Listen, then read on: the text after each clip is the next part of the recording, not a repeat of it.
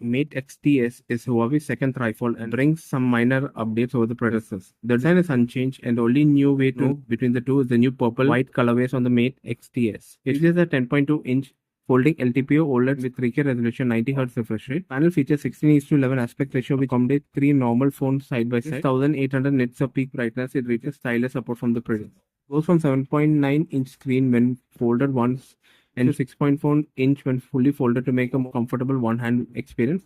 It's remarkably slim at 3.8 mm when unfolded and 0.8 mm when folded over, weighing 298 grams. The camera system has been upgraded with a 40 megapixel ultra wide joined with 50 megapixel main shooter variable f1.4 to f4.0 and a 12 megapixel camera which is also found in last year's model. New addition is Kirin 9020 chipset, which is the 9010 on the previous one.